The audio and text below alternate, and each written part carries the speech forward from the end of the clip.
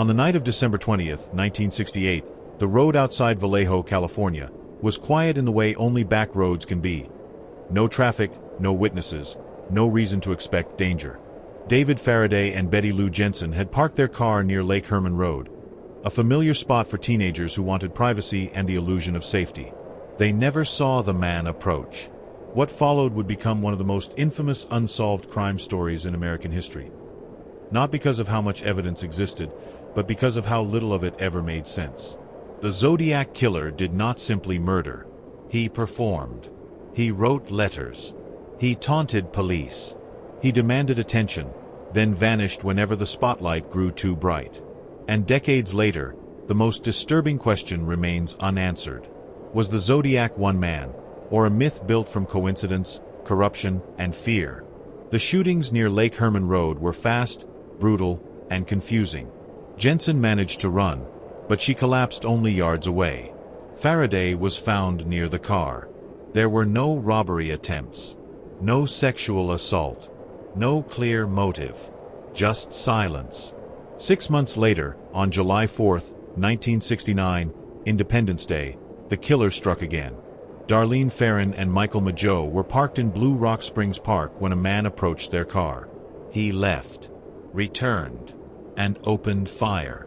Mageau survived. That survival mattered more than anyone realized at the time, because it gave police something they didn't have before: a description. A white male, stocky build, brown hair, calm voice. But that description would soon be drowned out by something far louder. On August 1, 1969, 3 newspapers received nearly identical letters. Each claimed responsibility for the shootings. Each included a third of a cipher. And each demanded publication, or else. For the first time, the killer named himself. "This is the Zodiac speaking." The letters were chilling not because of what they said, but because of how confident they were. The writer didn't beg for attention. He assumed it. He spoke like someone in control, someone who believed the police were already behind. Within days, the ciphers were cracked by a schoolteacher and his wife. The message wasn't profound. It wasn't clever. It was disturbing in its emptiness. The Zodiac didn't offer an ideology. He didn't explain his rage. He simply claimed killing made him feel good, and that his victims would serve him in the afterlife. This wasn't a manifesto. It was a performance. On September 27, 1969, the Zodiac did something unexpected. He spoke to his victims. Brian Hartnell and Cecilia Shepard were relaxing near Lake Berryessa when a man approached wearing a hood, black fabric with a white cross-circle symbol stitched onto the chest. The Zodiac symbol. He tied them up. He talked calmly. He lied about needing money and a car. Then he stabbed them repeatedly. Hartnell survived. Shepard did not. This attack shattered the idea that the Zodiac was a distant sniper, someone who hid behind darkness and distance. Here, he was intimate, methodical, close enough to feel breath and fear. Afterward, he wrote on the victim's car door dates, locations, and the same symbol he used in his letters. It was a signature, and it made one thing clear. The Zodiac was escalating. On October 11, 1969, taxi driver Paul Stein picked up a passenger in San Francisco. Minutes later, he was dead, shot once in the head. This time, the Zodiac made a mistake. Witnesses saw him. Police nearly stopped him. And yet, he escaped. Soon after, letters resumed, now including a piece of Stein's blood-stained shirt as proof. Police believed they were closing in. Instead, the trail began to dissolve. Here's the uncomfortable truth most documentaries gloss over. The Zodiac case is a mess. Evidence was mishandled. Jurisdictions didn't cooperate. Witness descriptions conflicted. Physical evidence degraded. Some letters may have been hoaxes. And worst of all, police became obsessed with the idea of the Zodiac rather than the facts. Which leads us to the theories. Arthur Lee Allen is the most famous Zodiac suspect, and the most frustrating. He lived near the crime scenes. He owned a Zodiac watch. He made disturbing comments. He was accused by people who knew him. And yet, his handwriting didn't match.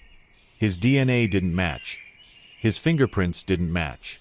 Every time police thought they had him, the evidence slipped through their fingers.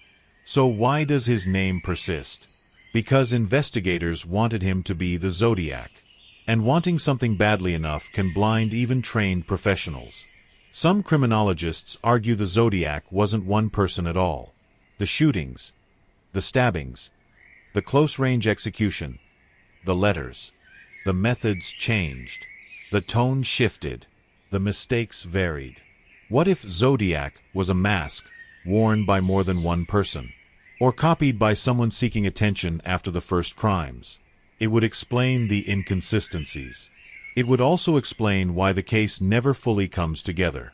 But police resisted this idea, because chasing one monster is easier than accepting chaos.